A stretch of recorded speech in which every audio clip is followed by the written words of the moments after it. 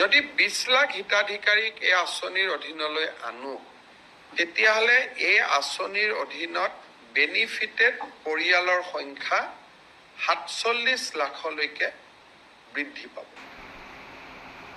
Hello' guys, welcome back to my YouTube channel. আহি গ'ল ভাল খবৰ। যিসকল মহিলাই অৰুণোদয় আঁচনিৰ বাবে আবেদন কৰিবলৈ ভাবি আছে যে তেওঁলোকে কেতিয়াৰ পৰা আবেদন কৰিব পাৰিব 3.0ৰ বাবে আকৌ 20 লাখ মহিলাই নতুনকৈ অৰুণোদয় আঁচনিৰ বাবে আবেদন কৰিব পাৰিব বা তেওঁলোকে যিসকলে নতুনকৈ আবেদন কৰিব 20 লাখ হিতাধিকাৰী যিহেতু নতুনকৈ আবেদন আৰম্ভ হ'ব, সেই আবেদনখন কেতিয়া আৰম্ভ হ'ব সেই সম্পৰ্কে অসমৰ মুখ্যমন্ত্ৰী ডাঙৰীয়াই কি ক'লে, কেতিয়াৰ পৰা আবেদনখন কৰিব পাৰিব এইটোৱে ভিডিঅ'ত জানিব পাৰিব। লগতে তেওঁলোকৰ যিখন অৰুণোদয় 3.0ৰ যেতিয়া আবেদন কৰিবলৈ যাব তেওঁলোকৰ দুটা নথিপত্ৰৰ প্ৰয়োজন হ'ব আৰু সেই নথিপত্ৰ দুটা তেওঁলোকৰ লিংকেজ হ'ব লাগিব ৰেচন কাৰ্ডৰ লগত। আধাৰ কাৰ্ড লিংক থকা বাধ্যতামূলক হ'ব লাগিব। আৰু যিসকলে এতিয়ালৈকে অৰুণোদয় আঁচনিৰ ধন পাই আছে বৰ্তমানলৈকে আৰু তেওঁলোকৰ কাৰণে এটা বেয়া খবৰ আহিছে। যদি তেওঁলোকৰ ৰেচন কাৰ্ড নাই তেনেহ'লে তেওঁলোকে যেতিয়ালৈকে নতুন হিতাধিকাৰীৰ আবেদন নহ'ব বা তেওঁলোকে যেতিয়া 3.0 যিসকল মহিলাই ধন লাভ কৰিব তেতিয়া যদি তেওঁলোকৰ ৰেচন কাৰ্ড নাথাকে তেনেহ'লে তেওঁলোকৰ নামবিলাক কৰ্তন হৈ যাব।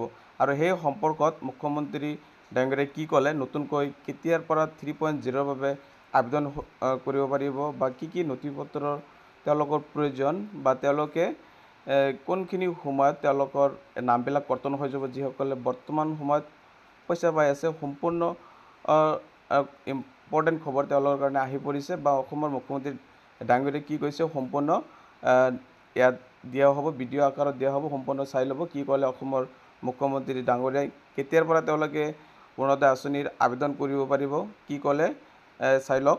অৰুণোদয় আঁচনিটো পাবৰ কাৰণে ৰেচন কাৰ্ড থাকিবই লাগিব আৰু যদি ৰেচন কাৰ্ড কাৰোবাৰ থাকে তেতিয়াহ'লে তাৰ আধাৰো থাকিব লাগিব।